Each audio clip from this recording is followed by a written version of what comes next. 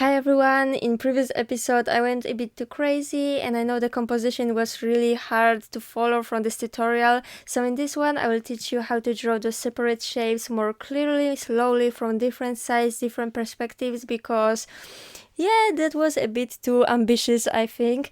And I hope in next episode I will teach you how to draw an actual house, like small cottagecore house in the mountains with a lot of greenery around. So yeah, I'm so excited that we'll be doing more ambitious things in the next episodes soon. So yeah, let's go. Let's see how it goes this time. Hopefully better.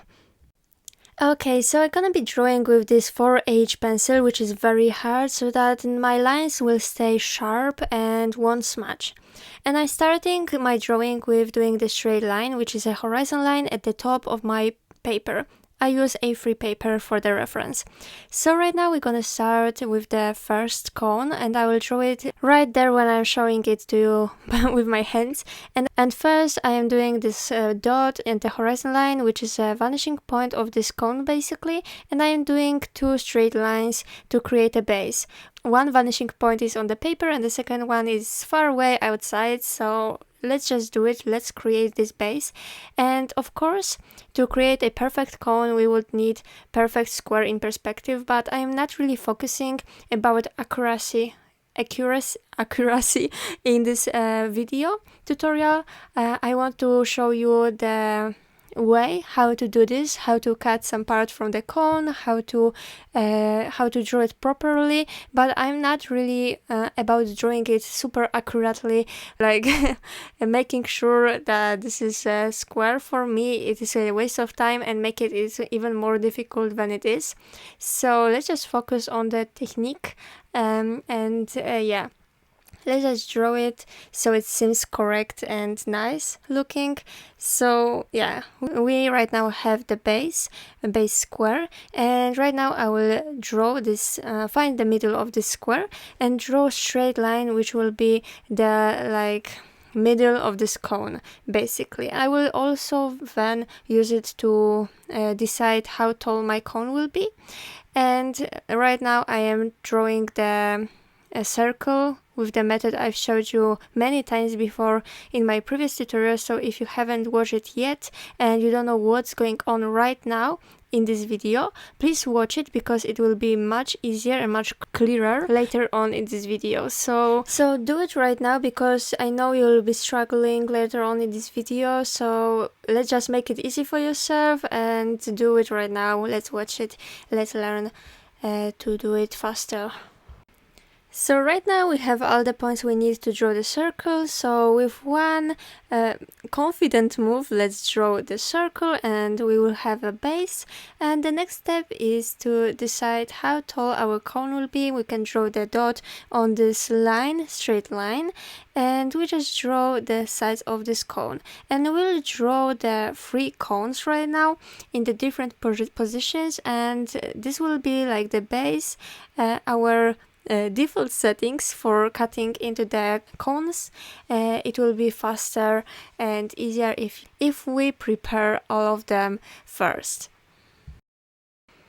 Next one I will draw here, and this one will be like 90 degrees tilted to the side. It is like laying, but also not laying on the floor. It is like levitating. Okay, so right now we are drawing the base, but it is not the same like the previous one. It is like wall. We are drawing it to the same vanishing point as we did before. I made a bit mistake, like line, because I wanted to do it faster, like I am used to, but I forgot I need to slow it down and show you. So this is basically how it looks. So we have two lines going to the vanishing point, and then those two straight lines which are the sides. So basically right now I am drawing the circle. First I am drawing the straight line, which is the height of the cone, but then I am drawing the circle in the base. So let's just do it quickly and let's move on to the next one.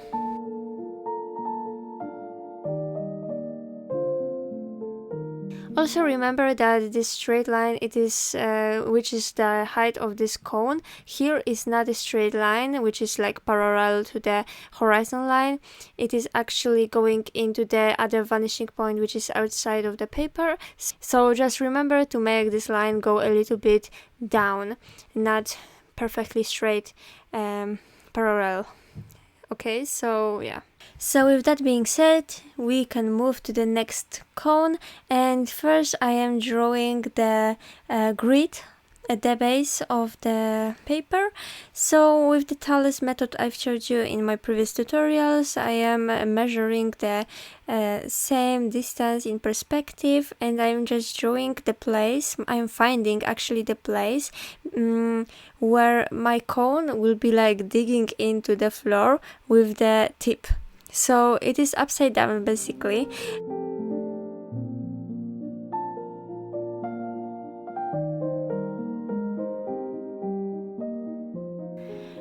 With the talus method I just found the perfect spot, so also I'm looking on the composition if that looks good on the paper. And right now I have the square base of the same size as the first one and the second cone, and right now I am like drawing a box. This shows how high the cone will be, and I am just like taking up the base from the floor and drawing it in the air basically. So that's why I'm drawing this box. And this may sound a bit like complex, but actually it's pretty simple. It's like you would draw a box.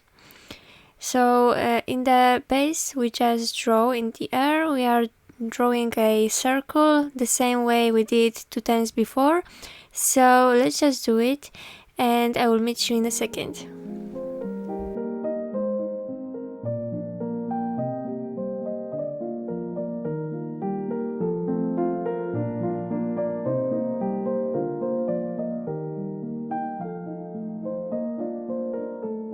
After we are done with drawing the base, we are doing the axis of this cone and drawing the side walls basically.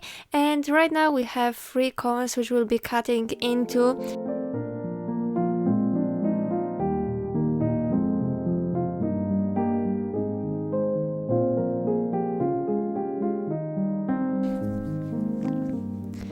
Okay, so we move back to the first one we drew, and we're gonna cut it as I'm showing you with my pencil. You can see the end result in the right corner. We are just cutting into it, the cut won't be straight, it is like a bit tilted. We need to draw a circle and ellipse in this place. So how to do this? Okay, so we start on the base and I'm drawing a point.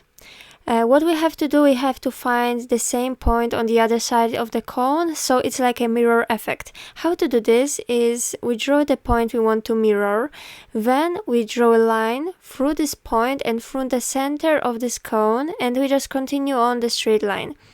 That way, when the line is cutting through the ellipse, that's where the point is. So we have that. And to cut it, we need to connect the point to the top. And we should end up with this triangle, like a cross section. If we cut the cone, that's what we are left with, this triangle. Okay, so next step is to draw on those 2 lines which we connected to the dot and to the top. 2 dots, and those will be the points, the highest and the lowest point of the ellipse we're gonna draw. So basically this is like a angle of the ellipse. And right now I am showing you how to find the 2 more points so that it is easier to draw the ellipse. So we draw 2 more points, the diagonal one, which will be, this is like an X on this ellipse, the lower ellipse, and we basically do the same thing we did before. So we are connecting it to the top, and we are finding the angle, the line, like this, and here the points are, as I show you in this video here, and I am drawing the dot.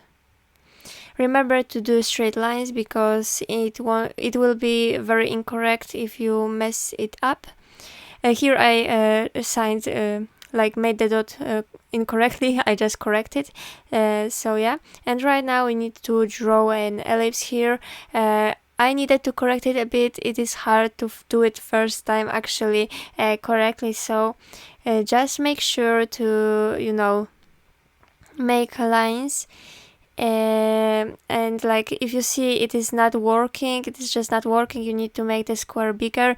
It has to connect to the side walls, which didn't happen to me. You see the gap here.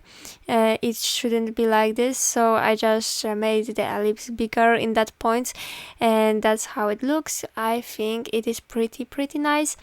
It was, I think, not that hard to draw, and this is pretty basic like cut. Let's move to the next one. After we put the shadow on it, I wanted to make the outlines darker so that you can see the shape better, how it looks. And also I will explain it in the maybe next episodes, how to shade better, but right now you can leave it linearly without any shading, or try to copy what I did. But yeah, if you don't want to, you can just leave it without it. Now we are moving to the second one, and what we're gonna do is we're gonna take the part out. As I showed you in the right corner, it will be like a gap in the middle, and we just really this is simpler, I think, to the next one. So we are doing the same thing. We are doing the point. We connect it with the top, and I'm just assigning where this should be, this ellipse. I'm showing you how this will look here, and how to transfer the point to the other side. So I am doing the line through this point going to the vanishing point, and on the other side on the base, like this. So that's how it looks, and that's how I found this point. I am adding more points on the other side like this. I'm connecting it to the top and bringing this one down, and I found next points for my cone, and this will be the guidelines for my cross section basically. So here are two more. Yes, this is the center of this ellipse, and basically you don't have to do it and basically you don't have to use the method I've showed you for drawing the circles here. You can freehand it. I think with so many points here you can do it pretty easily. And now I'm starting drawing the second part, which is left from this cone. And here I didn't draw so many points. I thought I can just freehand it, but if you want, you can do it exactly the same as we did before. So I just found 4 points and freehand the the edge of the ellipse. You can look how the other ellipses looked and just copy that, and I think this is fine. Because this ellipse is really small, and yeah, I think it is fine. Right now we can shade this drawing and move to the next one. I think this one was pretty cool. I think it is even simpler than the previous one, but still nevertheless also very interesting looking. Okay, right now we are moving to this upside down one, and this will be a little bit different because we'll create some type of like a star thing. This is like cutting into those parts. I think it will look very interesting. So right now I am using the guidelines I have from my construction of the base up in the air. I am bringing those lines down to the top of this cone, and I'm just cutting those parts like stairwise, like stairs, some kind of platforms even. You can imagine how it would look if we used it in the drawing, and I am just freehanding it. I am just copying the shape of the ellipse as I did before, and every single line is like connecting to the center or to the axis of this cone.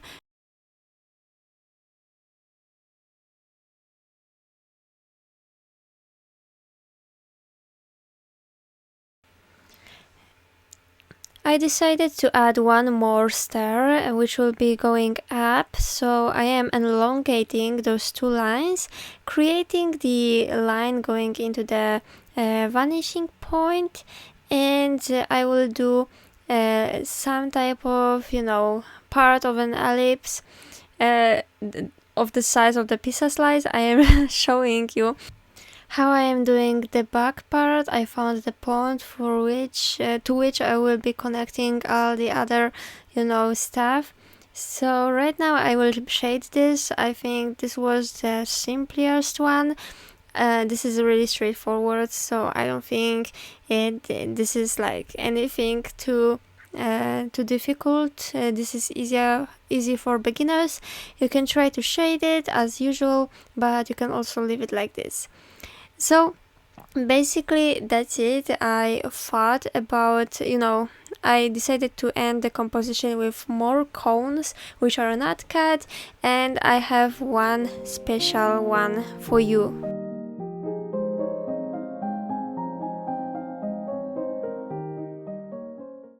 In the future, I will show you how to shade and add those shadows on the floor properly, but right now I think we need to boost up our abilities of drawing stuff, and we need to start drawing much more complex stuff to then add the shadows to it. But I don't think for beginners this is necessary to know how to draw all those complex shadows, so we are leaving it for now. Forget about it right now, and we'll come back to it later in the future. And here is the bonus cone for you. This one will be not cut, but it will be tilted weirdly. So that's how I'm doing the base here. This looks like this. So the two lines go straight to the vanishing point, but the other ones are tilted like this. So they don't go straight down, but they are a bit tilted, as I said. So here we can draw the base ellipse in the middle as usual, but here is the difference. So the axis will be not also going straight down, but we here have to create an edge of 90 degrees so that this looks realistic, like it's a cone, but it's not like weirdly tilted. So this is the one hard thing about it, but everything else is the same as in the previous ones.